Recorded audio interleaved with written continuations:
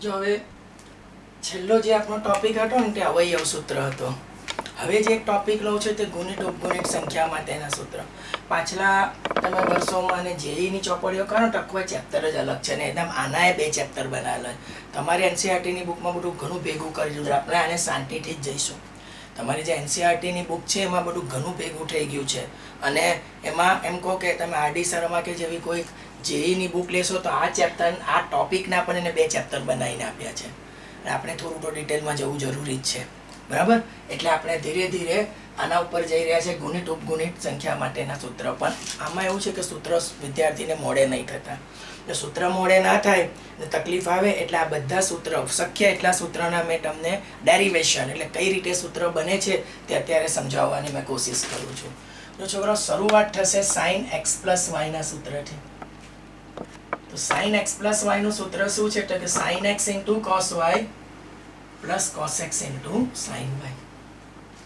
હવે આ સૂત્ર બેસાડવા માટેનું આયોજન છે એમ કહો તો ચાલે કે આમાં y બરાબર શું લઈ લો? x લેતા. તમે x બરાબર y પણ લઈ શકશો પણ જનરલી આપણે x થી ગણતરી કરે છે એટલા માટે. એટલે જ્યાં જ્યાં y દેખાય ને ત્યાં શું મૂકી દો? x. એટલે sin of x + x.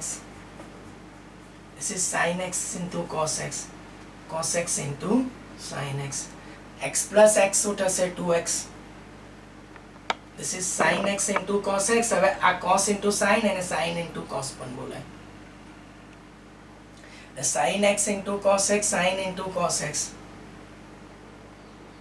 2 times sin x * cos x. એટલે છોકરાઓ આમાં મેઇન જે યાદ રાખવાનું છે તે sin 2x નું સૂત્ર. sin 2x નું સૂત્ર શું કહે છે? તો કે 2 sin x * cos x. એક બહુ જ ઇમ્પોર્ટન્ટ વસ્તુ કહું છું, સહગુણક દરેક કિસ્સામાં એનો એ જ રહેશે. ગુણિત ઉપગુણિત પહેલામાં સરવાળા અને બાદબાકી હતા ખૂણાઓના. આમાં ખૂણાઓના ગુણાકાર એટલે કે આમાં 2x જે હોય ને તે અડધો થઈ જાય x અને x. આ તો એવું ને એવું જ રહે. માન લો કે તો કોઈ તમને આના ઉપરથી sin 4x નું સૂત્ર માંગે છે તો sin 4x માં આ 2 તો એવો ને એવો જ તો 4x નો અડધો 2x એટલે 2 sin 2x * cos 2x. ધારો કે કોઈ sin 8x નું માંગે, સહગુણક તો 2 જ પણ 8 ના અડધા તો 2 sin 4x * cos 4x. અને આના પરથી મોર ઇમ્પોર્ટન્ટલી sin x નું કોઈ સૂત્ર માંગે તો 2 sin x/2 * cos of x/2. એટલે આ મેઇન સૂત્ર છે અને એમ કહો કે આ બધાના કેવા સૂત્ર છે? સબસૂત્ર છે એમ કહો તો એ ચાલે. આ પહેલા જોઈ લો પછી આગળ વધવાનો પ્રયત્ન કરીએ.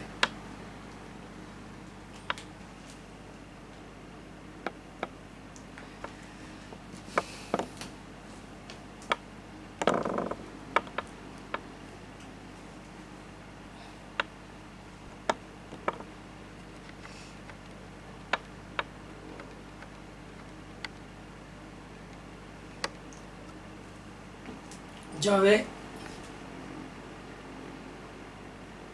એ જ પ્રમાણે cos x + y નું સૂત્ર. તો cos x * cos y - sin x * sin y. હવે આમાં એ સર શું કરશે? સેમ y = શું લેતા? x લેતા. y ની જગ્યાએ શું લઈ લો? x. એટલે x + x લખીએ એક સ્ટેપ. તો cos x * cos x - sin x * sin x. તો x + x 2x. This is cos square x minus of sin square x. એટલે cos 2x નું પહેલું સૂત્ર આવશે cos square x minus sin square x. જો અહીંયા પણ આ જ પ્રયોજન છે કે 2x નો શું થઈ જશે? x. આ વસ્તુ ખાસ ધ્યાનમાં રાખજો. તો માન લો કે આ cos 2x ના બીજા પણ સૂત્ર છે એટલે મેં એક વખત ફરી cos 2x લખીશ. તો cos square x minus sin square x. હવે જો છોકરાઓ આમાં આવું પણ બની શકે કે cos square x ને 1 minus sin square x અને આ minus sin square x એવો ને એવો. તો આ બનશે 1 minus 2 sin square x. હવે એ જ રીતે ફરી એકવાર મેં લખું છું cos 2x બરાબર cos square x minus of sin square x. હવે cos square x એવો ને એવો રહેવા દો પણ sin square ને લખો 1 minus cos square. તો -1 minus minus plus એટલે cos of 2x એ બનશે 2 cos square x minus 1. એટલે છોકરો આમ જોવા જાવ ને તો cos 2x ના 3 સૂત્ર બને છે. cos 2x ના કેટલા સૂત્ર બનશે? 3. મેં મારા શબ્દમાં વર્ણન કરી રહ્યો છું. એક cos 2x નું સાદું સૂત્ર મેં જે તમને કહીશ તો cos square x minus sin square x. બીજું મેં કહીશ cos 2x નું sin વાળું સૂત્ર 1 minus 2 sin square x. ત્રીજું મેં કહીશ cos 2x નું cos વાળું સૂત્ર. તો બધામાં આ ઇમ્પોર્ટન્ટ છે કે તમારો ખૂણો અડધો થાય. આ 2x નો શું થાય? x થાય. અને સહગુણક જે છે એ તો એ જ રહેશે. સહગુણકમાં કોઈ ફેર નહીં. તો પછી એના પરથી જો મેં cos 4x ના માટે 3 લખું તો cos 4x એ શું બનશે? cos square 2x minus sin square 2x. પછી cos 4x નું sin વાળું તો 1 minus 2 sin square 2x. 4 નો 2x. cos 4x નું cos વાળું 2 cos square 2x minus 1. હવે 8x માટે જવું હોય તો cos 8x cos square 4x minus sin square 4x cos 8x. જો સહગુણક તો બે જ રહેશે. આ ખૂણો અડધો થાય એટલે 8 નો 4 અને cos 8x સહગુણક તો બે જ. અને આના પરથી મોર ઇમ્પોર્ટન્ટલી cos x. તો જો cos square x by 2 minus of sin square x by 2. cos x બરાબર 1 minus 2 sin square x by 2. cos x બરાબર 2 cos square x by 2 minus 1.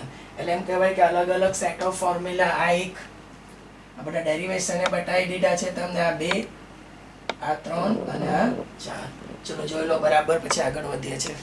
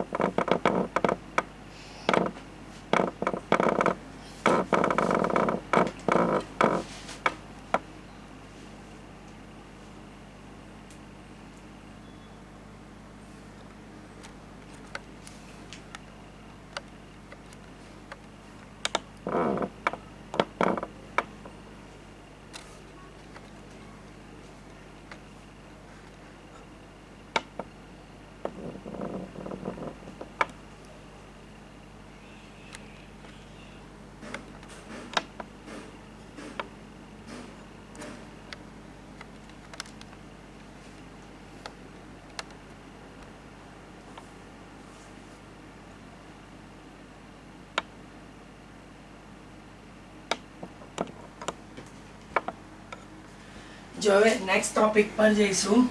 તો ટોપિક છે sin 2x cos 2x અને tan 2x ના પદોનું tan માં નિરૂપણ, tan x માં નિરૂપણ. એટલે ટાઇટલ કંઈક આવું આવશે: sin 2x cos 2x tan 2x ના પદોનું tan x માં નિરૂપણ. હવે બધાના મેં તમને સૂત્ર કઈ રીતે આવે તે ચોક્કસ જ બતાવીશ.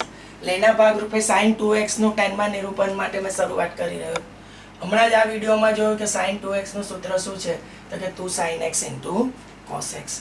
માન લો એક સ્ટેપ પછી મેં આગળ વધું તો કોઈ પણ સંખ્યાને 1 વડે ભાગશો તો પરિણામમાં કોઈ ફરક નહીં. હવે મેં એને આગળ લઈ જાઉં તો 2 sin x into cos x અને નીચે આવશે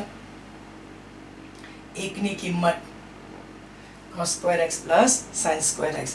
હવે મને tan x માં જોઈએ છે ને, એટલે જ્યારે પણ tan જોઈએ ને તો ભાગાકાર cos થી થાય. એટલે મેં આવું વાક્ય લખીશ કે અંશ અને છેદના દરેક પદને cos square x વડે ભાગતા.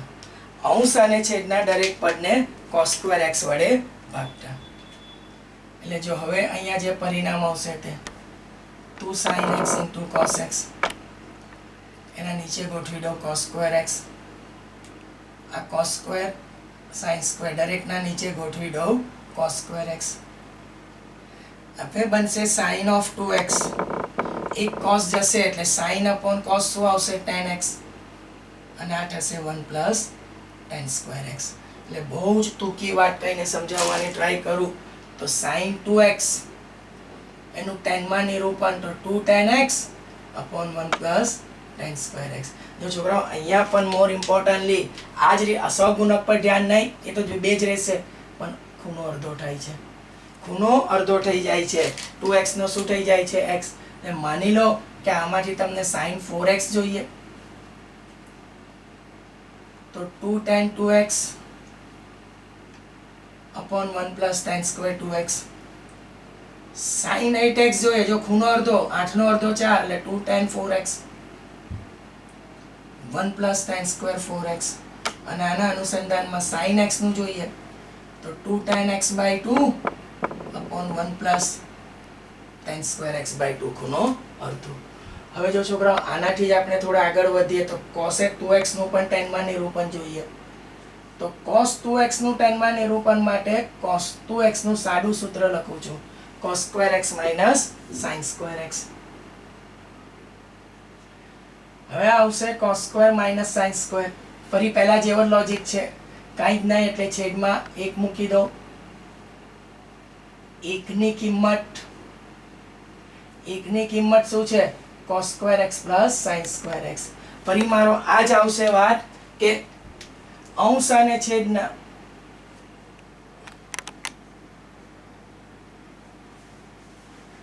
દરેક પદને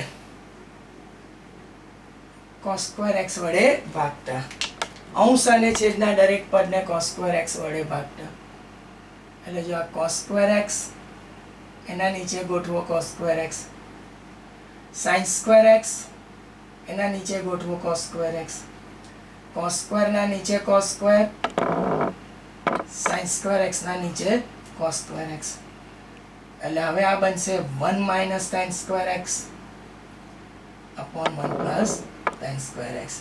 નોટિસ કરવા જેવી બાબત શું રહેશે આપણા વચ્ચે, તો કે આ 2x થી ખૂણો અડધો થાય છે x, જાણો છો, તો આના પરથી cos 4x બનાવીએ તો 4 નો અડધો 1 minus tan square 2x 1 plus tan square 2x, 8x માટે જવું હોય તો 1 minus tan square 4x 1 plus tan square 4x, અને ફક્ત cos નું tan માં નિરૂપણ તો 1 minus tan square x by 2 upon 1 plus tan square x by 2। સારો એવો ટાઈમ આપીશ જોવાનો છોકરાઓ, અત્યારે આપણે એ જ રીતે tan 2x નું tan ના પદમાં નિરૂપણ લઈ લઈએ, તો tan 2x નું tan માં નિરૂપણ માટે લાંબો કોશિશ નહીં કરતા, પરંતુ tan 2x બરાબર આવું લખી દઈએ sin 2x છેદમાં cos 2x। હજુ છોકરાઓ sin 2x નું tan માં નિરૂપણ શું છે 2 tan x upon 1 plus tan square x, cos 2x નું tan માં નિરૂપણ 1 minus tan square x upon 1 plus tan square x। છોકરાઓ કેન્સલ શું થઈ જશે, તો કે 1 plus tan square x cancel, તો tan 2x બરાબર